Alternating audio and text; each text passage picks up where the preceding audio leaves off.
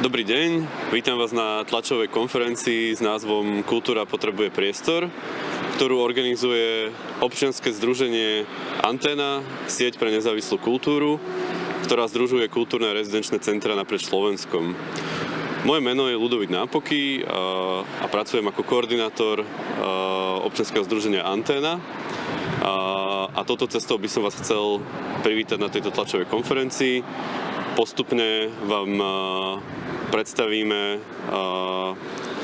predstavia viacerí rečníci a rečničky, ktoré postupne odhalia aj ten dôvod, prečo tu dnes stojíme.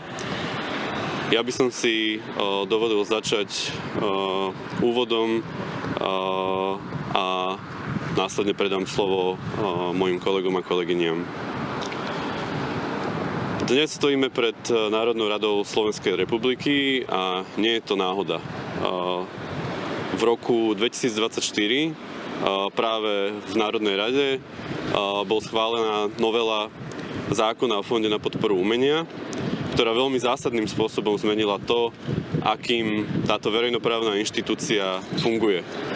Už vtedy sme upozorňovali na to, že táto novela a zmeny, ktoré prináša, budú veľmi škodlivé a spôsobia to, že fond bude politicky ovládnutý a do rozhodovaní o podpore o verejných zdrojoch, ktoré sú určené na kultúru, do týchto rozhodnutí bude možné zasahovať z politickej úrovne. Dnes tieto devastačné dôsledky spomínanej novely vidíme v praxi.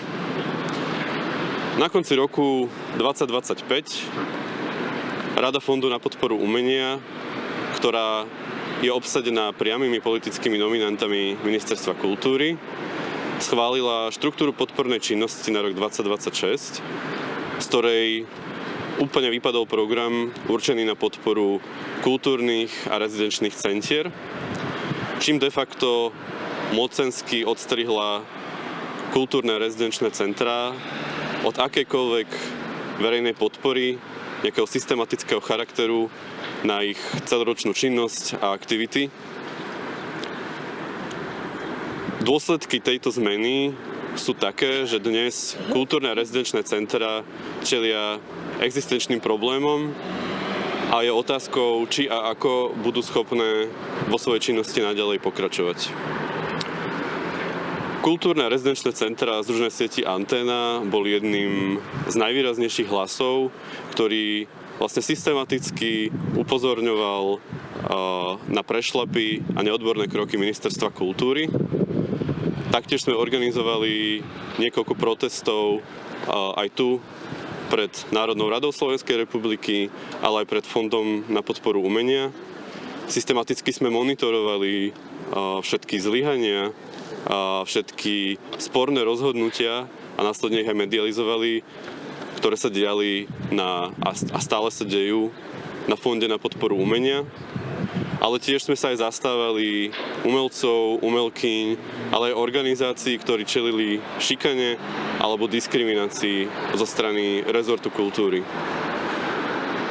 Aj preto nie je dnes pochýb, že rozhodnutie Fondu na podporu umenia spolu s vedením Ministerstva kultúry odrezať kultúrne a rezidenčné centrá od úplne kľúčovej verejnej podpory nie je iba takým obyčajným rozhodnutím.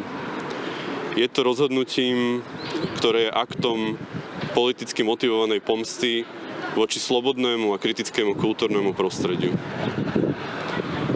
Teraz by som poprosil Danu Frejovú, ktorá je členkou predsedníctva siete Anténa, aby pokračovala.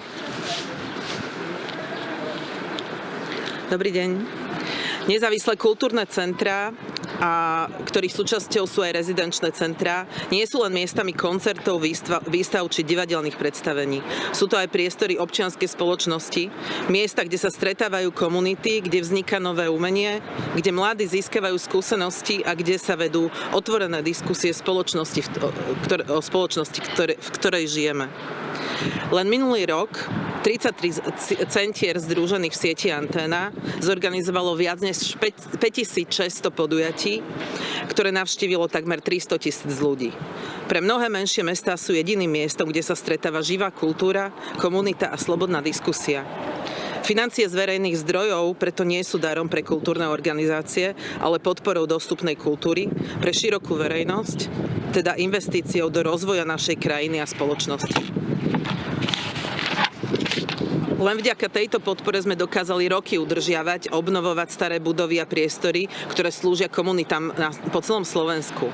Zároveň nám umožňovala prinášať kvalitný, rozmanitý a nekomerčný obsah za ceny, ktoré si môžu dovoliť aj študenti, mladí ľudia, rodiny či seniori.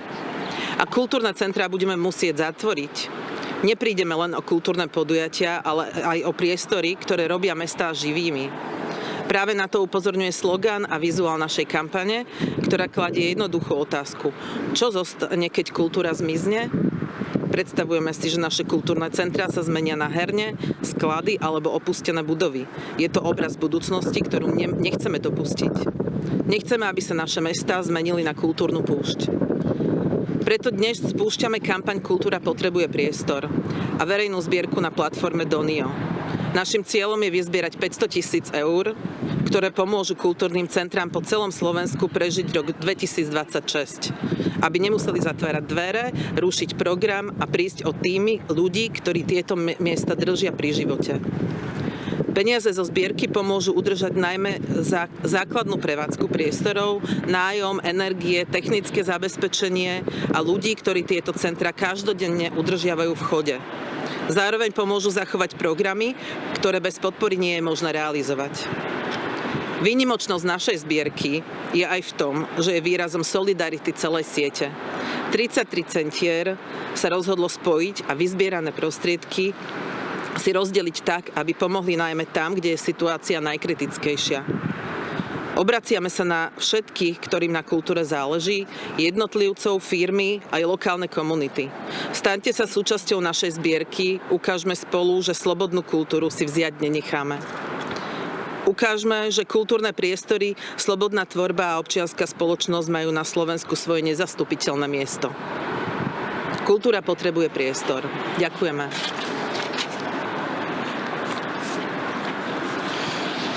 Teraz poprosím Zuzanu Novotovú-Godálovú, ktorá je predsedničkou siete Anténa a zároveň reprezentuje aj kultúrne centrum nástupište 1 až 12 Stopolčien. Ďakujem. Dobrý deň, vážení dámy, vážení páni, zástupcovia médií. Som predsednička siete Anténa, ktorá funguje a rastie od roku 2009. Zastupujeme 33 kultúrnych centier. Sme v každom kraji, v každom väčšom meste, ale aj v Partizánskom, Detve, Bardejove, Stopolčanoch, Banskej Štiavnici či Bátovciach. Staré opustené továrne, nefunkčné železničné stanice, prázdne priestory, synagógy, tieto miesta dostali vďaka nám druhý dých. Zmenili sme živé centra umenia a komunitného života. Sú to bezpečné a tvorivé priestory, kde sa stretávajú generácie, mladí ľudia rozvíjajú svoje záujmy a talent, kde z každodenných stretnutí sa rodí silnejšia, súdržnejšia miestna komunita. Chceme, aby to dnes zaznelo. Naše centrá sú profesionálne inštitúcie. Sme partnerom v medzinárodných sieťach, ako napríklad Trans-European Halls alebo Reset. V mnohých mestách sme jediným miestom, kde môže mladý hudobník prvýkrát vystúpiť, kde etablovaný umelec dostane priestor, slobodu tvoriť a prezentovať sa. Hovoria za nás tvrdé dáta, ako hovorí moji kolegovci, len v posledných rokoch, za posledný rok 2025 sa v 33 centrách zorganizovalo vyše 5600 podujatí. Prišlo necelých 300 000 ľudí. A tu na každého návštevníka štát prispel necelých 5 eur. Len na porovnanie, Slovenské národné divadlo malo v tom istom roku takmer rovnaký počet divákov, ale skoro 20-násobne vyšší rozpočet. A predsa napriek tomuto úspechu dnes bojujeme o svoje prežitie. Fond na podporu umenia pod novým vedením zrušil program pre kultúrne a rezidenčné centrá a odstriehol nás od financovania z verejných zdrojov.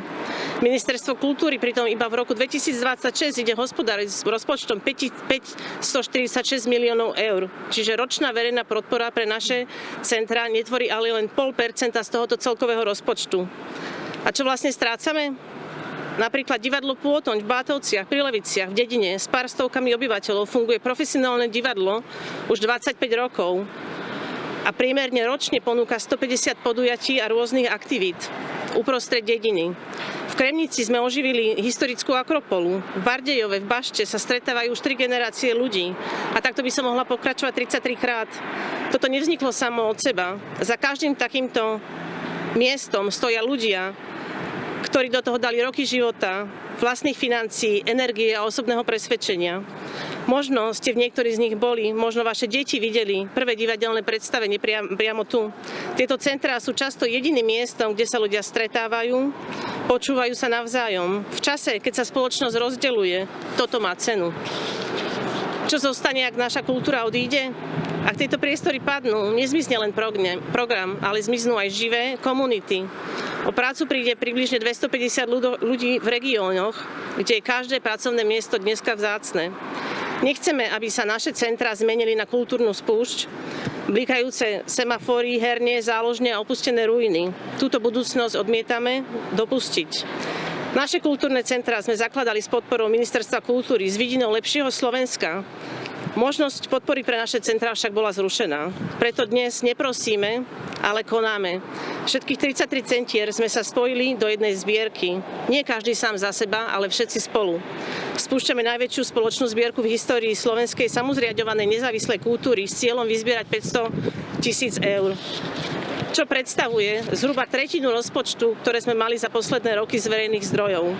A dnes je tá suma, ktorá 33 centrám môže prežiť rok 2026. Okrem iného spúšťame a pripravujeme rôzne sprievodné aktivity, kde vás radi uvidíme. Ostaňte s nami, pretože kultúra potrebuje priestor a tento priestor teraz potrebuje vás. Ďakujem pekne.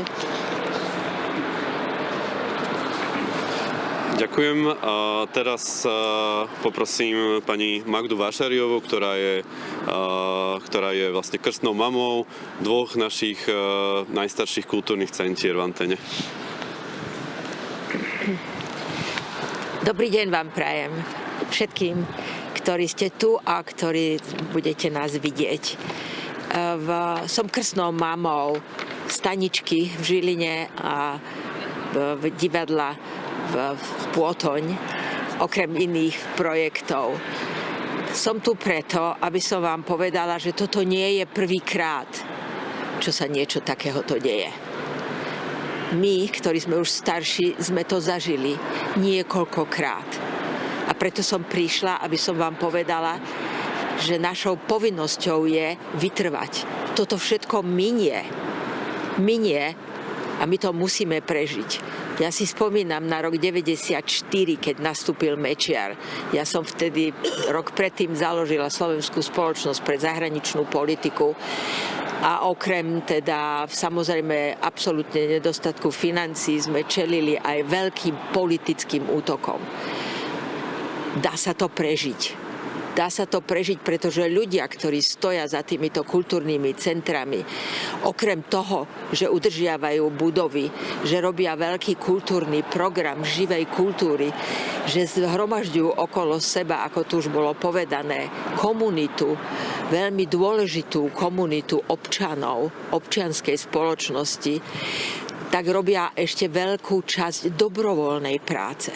Pretože to je tiež jedna z tých častí, ktorú tieto kultúrne centrá robia. V tom 94. sme sa presunuli a robili sme mnoho vecí dobrovoľne. Prežili sme to. Mečiar padol a my sme znovu mohli robiť úplne naplno svoju prácu. A to isté sa bude týkať aj vás. To, že dnes čelíme znovu veľkej cézure pre slovenskú kultúru, je fakt. Ale uvedomme si, že pre celú slovenskú kultúru je to už 5. cézura, 5. zastavenie rozvoja slovenskej kultúry. Rok 38, rok 48, rok 68, rok 94. Proste a toto je 5. 5. krát sa pokúšajú nepriatelia občianskej spoločnosti a slovenskej kultúry zrušiť všetko to, čo sa tu v slovenskej kultúre udialo. V slovenskej kultúre, ktorá je súčasťou európskej kultúry. A oni sa snažia, aby tí ľudia, ktorí nie sú talentovaní, ktorí sú plní zášte a nenávisti, aby si urobili svoje, aby oni schosnovali všetky tie peniaze. My už vieme, ako to končí. Kde sú všetci tí básnici, ktorí písali básničky na Tisa, na Stalina, na Potockého a ja neviem čo všetko. Viete, koľko peňazí do nich išlo? Nič z toho nezostalo. Ja vás preto vyzývam, všetkých, ktorí pracujete v kultúrnych centrách, nenechajte sa znechutiť.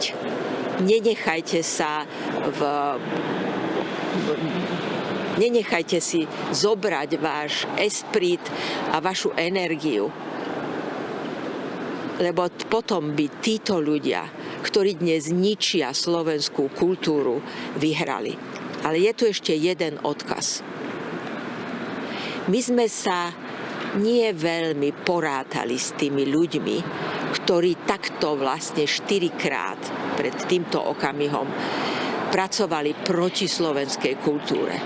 Ale musíme si sľúbiť, že títo ľudia, tí, čo sú v ministerstve kultúry, tí, čo sú v niektorých centrách, tí, čo sú v politických stranách, ktorí toto dovolia, tí budú musieť sa zodpovedať.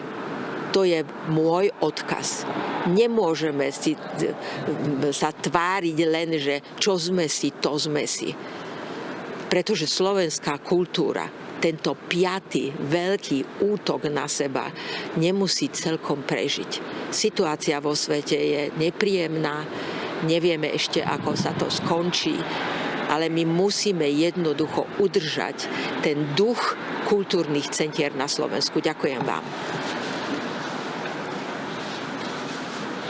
Ďakujem veľmi pekne a teraz by som poprosil o príspevok Bohunku Koklesovú, rektorku Vysokej školy výtvarných umení v Bratislave. Nech sa páči. Ďakujem pekne. Dobrý deň všetkým. Rada by som sa vám prihovorila v mene študentov a pedagógov Vysokej školy výtvarných umení, vrátane absolventov Vysokej školy výtvarných umení v Bratislave.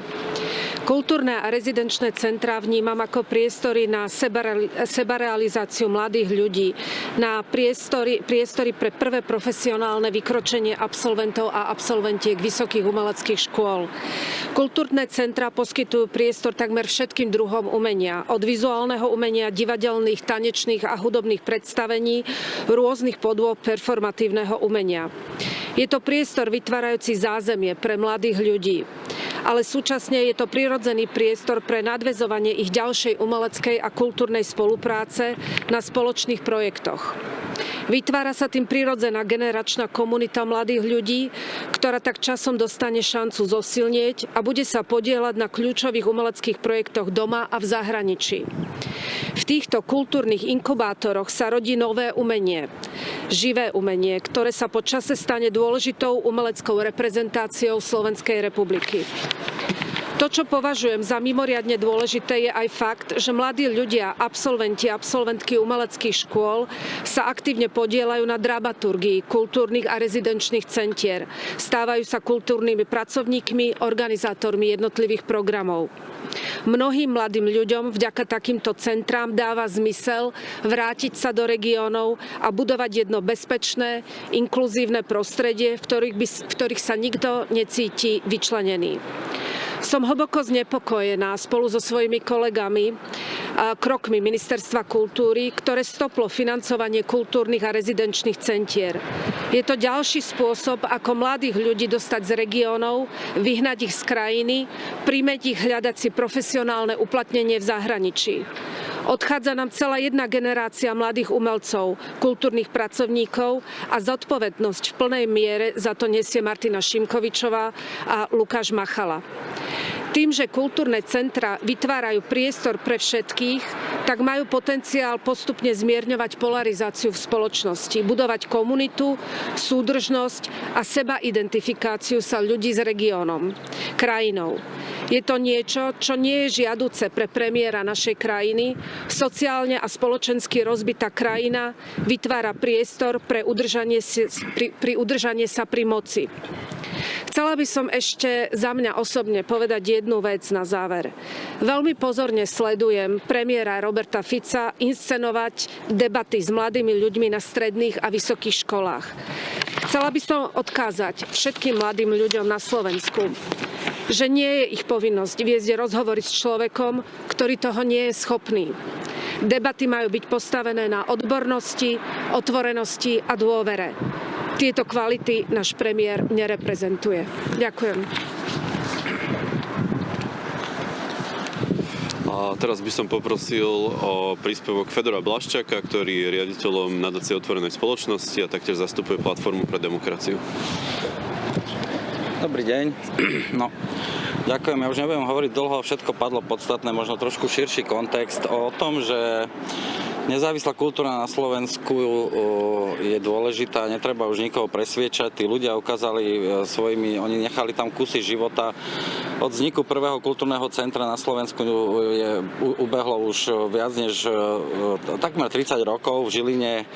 Stanica Žilina Záriečie, odtedy vzniklo ďalších 30. Je to európsky unikát a je to reakcia na to, že chýbali financie a po tej Mečiarovej vláde jednoducho sa chytili ľudia v regiónoch, v mestách tie veci do vlastných rúk.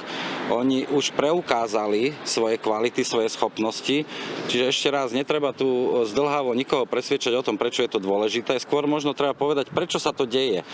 Prečo tento útok na nezávislú, slobodnú kultúru táto vládna koalícia robí. No opäť, nič nové pod slnkom, tak ako to robili ľudáci komunisti, ako to robil Mečiar, tak to robia aj oni, lebo im sloboda vadí. To je podstata tohto sporu. Ja som si vypočul predsedu rády pána Oľhu, ktorý tieto svoje motivácie, predsedu rády Fondu na podporu umenia pána Oľhu, ktorý tieto svoje motivácie ničiť nezávislé a slobodné umenie vyjavil v rozhovore s Pavlom Kapustom. Presne tým Pavlom Kapustom, ktorý slúžil verne Mečiarovi v tých 90. rokoch, o čom hovorila aj pani Magda Vašariová. A on tam hovoril tak, že on vlastne nedostal grant z FPU, tak jemu to ako prekáža, čiže je za tým vlastne úplne primitívny proste revanšizmus jedného starého deda, ktorý už proste nič iné nedokáže, len ničiť. Jeho si vybrala táto nihilistická dvojica z Ministerstva kultúry, Šimkovičova s Machalom, to sú proste nihilisti, polofašisti, ktorým sloboda a slobodní ľudia prekážajú. A to je celé.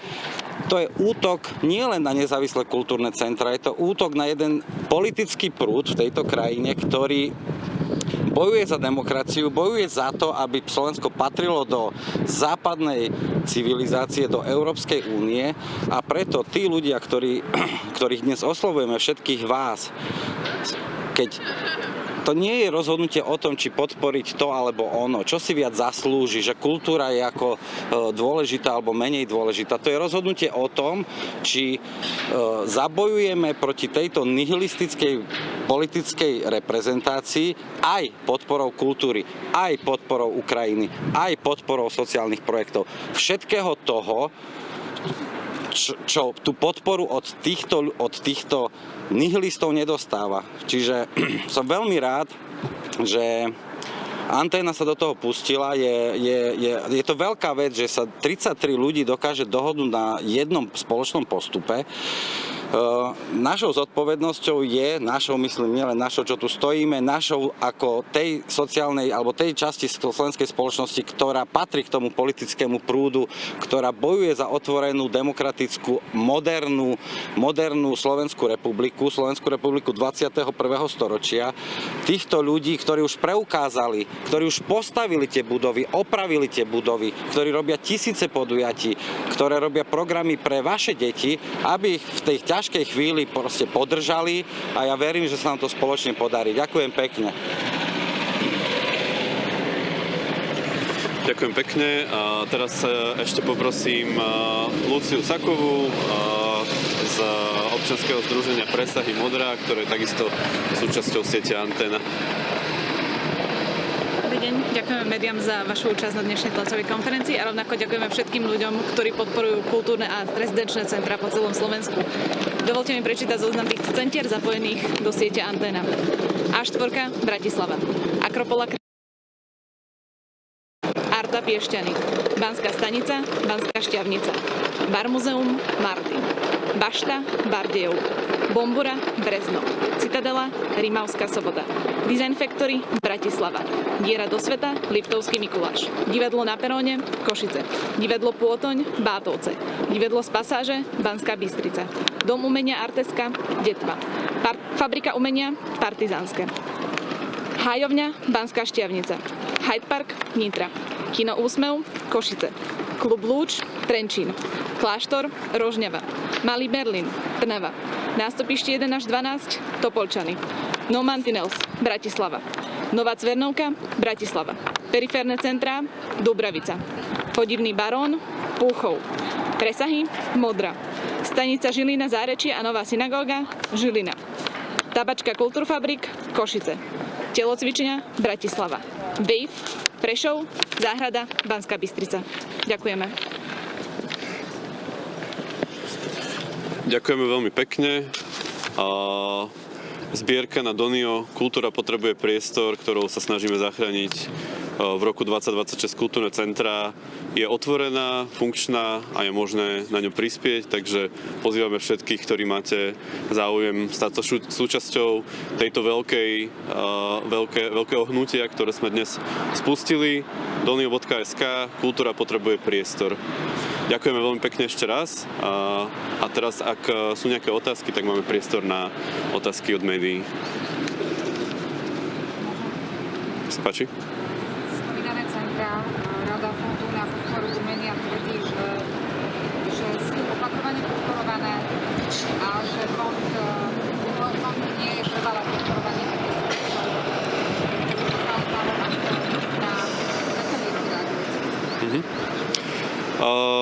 Ako to už aj dneska zaznelo, kultúrne centra nie je niečo, kultúrne centrum a rezidenčné centra nie je niečo, čo sa len tak zjaví a zase zmizne a znova sa objaví, keď sa niekomu zachce.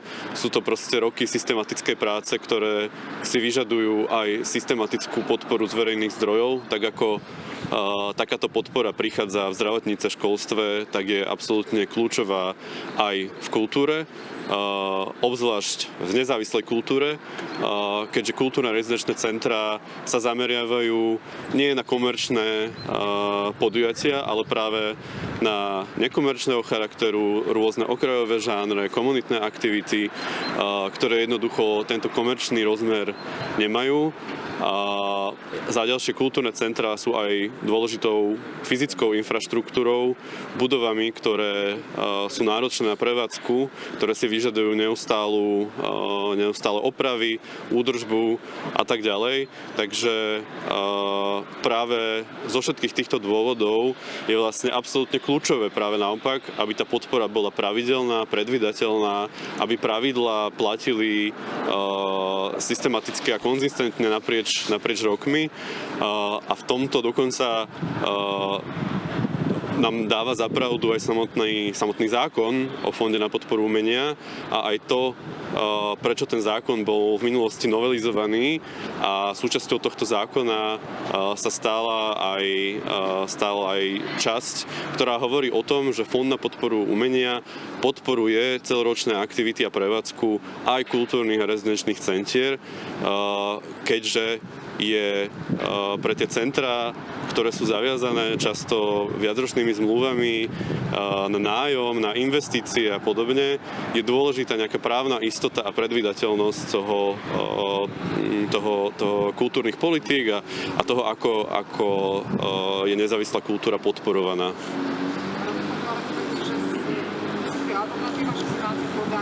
Kultúrne centra žiadosť o tvorbu na tak, či sa to takto deje?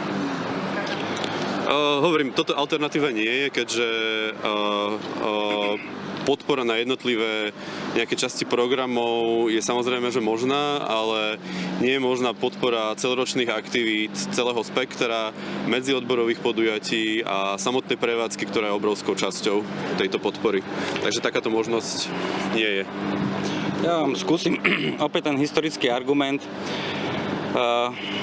Prvé kultúrne centrum vzniklo pred 26 rokmi. My sme sa dlhodobo na Ministerstve kultúry usilovali nájsť model financovania nejaký, ktorý by bol udržateľný pre tieto kultúrne centra, ktoré spravujú budovy. To je ten hlavný argument, prečo si oni zaslúžia nejakú istotu pri tom financovaní. To tu nemusím vysvetľovať, to chápe každý, kto platí nájom a elektrinu. Trvalo to 14 rokov, kým sme sa s pánom ministrom Maďaričom dohodli teda jednak vznikol Fond na podporu umenia a bola politická dohoda o tom, že práve z tohto zdroja tento klenot slovenskej nezávislej kultúry, sieť nezávislých kultúrnych centier bude dlhodobo financovaný. Čiže to bola jednoznačná dohoda so štátom v tom čase.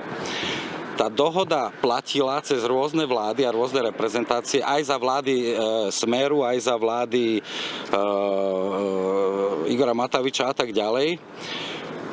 Táto vláda, táto nihilistická dvojica Šimkovičova Machala so starým dedom Oľhom túto dohodu nabúrali, zrušili a dedo Oľha rozpráva o tých dôvodoch, prečo to robí spôsobom, citujem, tí ľudia tam nič nerobia, iba pijú kávu, z čoho je zjavné, že nevie, o čom hovorí, je úplne nekompetentný, pravdepodobne to aj nenávidí a sú to jeho osobné motívy, prečo to zrušil. Za tým nie je žiadna ekonomická úvaha, žiaden racionálny argument, iracionalita jeho revanšizmu a jeho neschopnosti, ktorou tu sa snaží vo verejnom priestore podsúvať nejaké úplne účelové, ani nie argumenty, len nezmyselné tvrdenia, aby ospravedlnil svoju hanebnú činnosť na čele Rady fondu.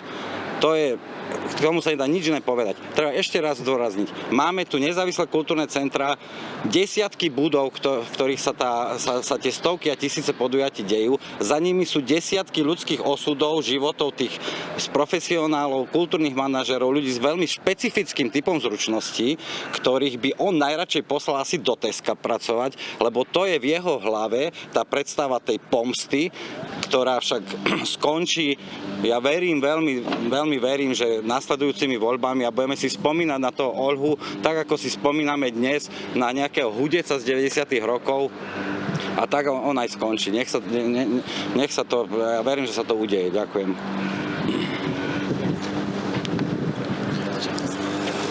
Sú ešte nejaké ďalšie otázky? Nech sa páči. Prvá je, vy ste teraz spomínali, že vlastne podpora kultúrnych centier je ukotvená aj v zákone na podporu umenia.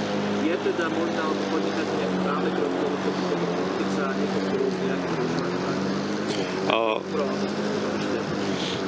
Áno, už podnikáme dlhodobo všetky dostupné právne kroky a toto je takisto jeden z nich. Preskúmovanie vlastne všetkých právnych možností a príprava na reálne právne kroky voči tomuto zrušeniu podpory, ktorú my vnímame ako rozpore so zákonom. A druhá otázka je teraz vlastne oslovíte ľudí, aby prispeli na tieto centra. Čo by ste povedali ľuďom, ktorí vlastne argumentujú tým, že keďže sa v súčasnej dobe neviete uživiť sami, že máte vlastne za nich, že platíte trhové mechanizmy? To je to, čo som vlastne už spomínal, že vlastne my neprevádzkujeme komerčné priestory, my prevádzkujeme priestory, ktoré poskytujú nejaký iný typ podujatí, výskumu, umenia, stretávania sa, ktoré nie sú ziskové, tak ako sú to iné verejné služby, ako zdravotníctvo, sociálne služby a tak ďalej, tak aj kultúra je vlastne verejnou službou, ktorú my naplňame a preto jednoducho prevádzka takýchto priestorov s takýmto typom podujatí si jednoducho vyžaduje nejakú verejnú podporu, je to úplne normálne, funguje to tak úplne všade a naozaj vnímame to teraz ako nejakú anomáliu, nejaké obdobie, ktoré je dôležité prežiť a udržať tieto priestory, ale ostávame stále si stať za tým, že jednoducho verejné zdroje na kultúru sú nevyhnutné a kultúrne centra sú tou kultúrou súčasťou a majú právo sa uchádzať vo nejakej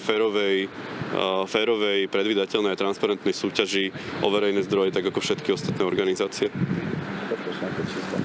To je taká večná otázka. Je dobré, že ju kladete práve vy zo Slovenského rozhlasu, ale transfery dotácie zo štátneho rozpočtu ročne predstavujú okolo 5 miliard eur. Na rôzne oblasti, sociálne, zdravotné, vzdelávanie, kultúra. Tak nech mi ten človek, ktorý toto hovorí, vysvetlí, prečo práve tých 1,5 milióna na tieto kultúrne centra z týchto 5 miliárd by nemali plynúť, to je jedna vec. Druhá vec je, cirkevné organizácie, tiež sociálne, zdravotné, školské, dostávajú dotácie zo štátneho rozpočtu na úrovni okolo 350 miliónov eur. Prečo sa nepýtame ich? Čiže tá slovenská ekonomika, slovenské hospodárstvo je do veľkej miery dotačnou ekonomikou. Nie len, a už vôbec nie kultúra, aj ekonomická sféra, aj hospodárska sféra profituje z dotácií. A poznáme príbehy tých dotácií, nebudeme si tu hovoriť o fafokánoch a stovkách týchto podvodoch smeráckej vlády. Tak nech sa ten človek, ktorý sa toto pýta, alebo tá verejnosť, ktorá kladie tú otázku, zamyslí nad tým, prečo práve tých 1,5 milióna eur je taký veľký problém v tomto veľkom balíku. Ešte možno dodať k tomuto aj to, že aj vďaka týmto verejným zdrojom je možné tie podujatia organizovať za dostupné ceny. Čiže aj stratou týchto verejných zdrojov pre kultúrne centrá, ak aj prežijú, tak úplne nevyhnutnou reakciou bude zvyšovanie vstupného, čo sa vlastne zase opäť dostávame k tomu, že na toto doplatia primárne ľudia, ktorí na tie podujatia vlastne chodia a možno nebudú chodiť, pretože si to nebudú vedieť dovoliť. Takže aj vďaka tejto verejnej podpore na podujatie môžu chodiť študenti, celé rodiny, starší ľudia alebo akokoľvek ekonomicky znevýhodnení ľudia. Nech sa páči. Paradoxne upozorňujete na podporu nejakých bizarných projektov.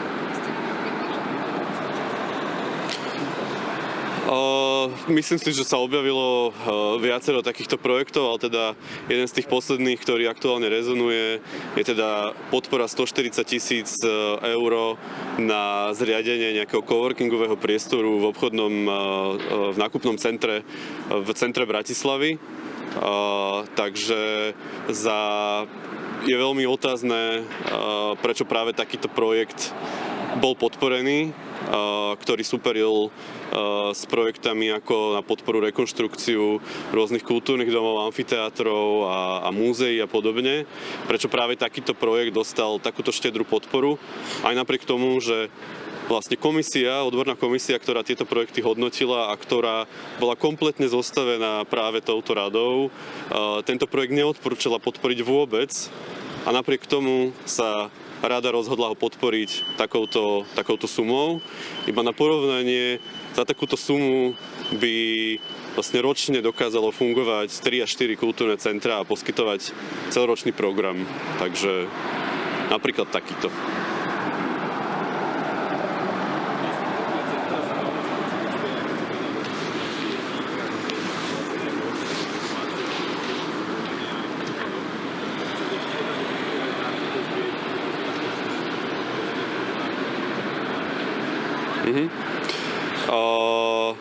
Rozdeľovanie tých financií bude prebiehať spoločne na vlastne valnom zhromaždení zástupcov všetkých týchto centier.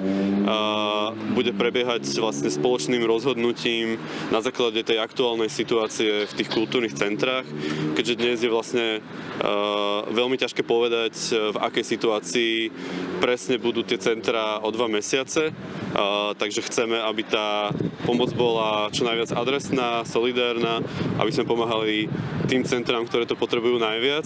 A samozrejme bude ten model prerozdeľovania, tie rozhodnutia budú vychádzať na základe toho, koľko sa nám v tejto zbierke podarí vyzbierať.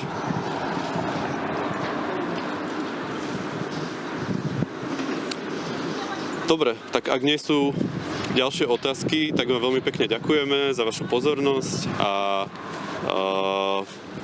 kultúra potrebuje priestor.